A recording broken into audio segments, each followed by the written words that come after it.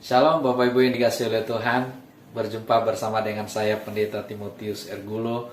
Kali ini kita akan berbicara untuk menjadi manusia yang positif, saudaraku yang dikasihi Tuhan.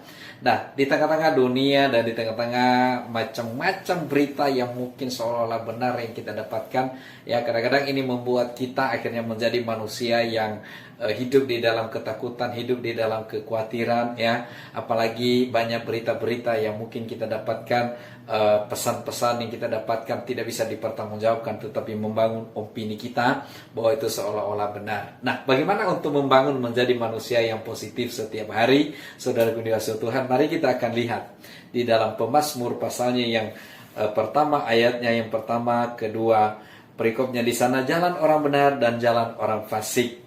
Ayat yang pertama, berbahagialah orang yang tidak berjalan menurut nasihat orang fasik, yang tidak berdiri di jalan orang berdosa, dan yang tidak duduk dalam kumpulan pencemooh. Tetapi yang kesukaannya ialah Taurat Tuhan, dan yang merenungkan Taurat itu siang dan malam. Bapak Ibu yang dikasihi Tuhan, saya percaya bahwa apa yang kita lihat kadang-kadang membuat kita negatif, apa yang kita dengar kadang-kadang membuat hati kita negatif, apa yang kita baca kadang-kadang membuat pikiran dan hati kita juga negatif, saudara-saudara Tuhan, baik pun negatif dari kepada orang ataupun kepada berita dan lain sebagainya, sehingga akhirnya hidup kita menjadi manusia yang hidup di dalam negatif, takut, khawatir, cemas dan lain sebagainya, saudara-saudara. Apalagi kalau kita akhirnya info itu kita sebarkan kemana-mana, dan itu sangat berbahaya sekali, saudara dikasihi Tuhan.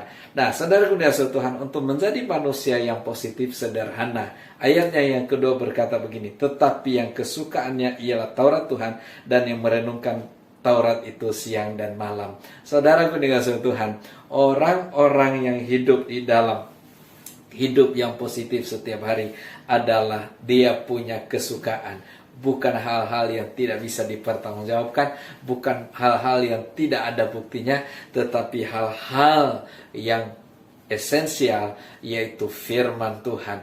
Renungkan setiap hari, renungkan setiap malam. Itu yang mesti kita save di hati, pikiran kita, perbuatan kita. Bukan hal-hal apa yang kita dapat lewat WhatsApp, lewat Facebook, lewat Twitter, lewat apapun, saudara dikasihi Tuhan.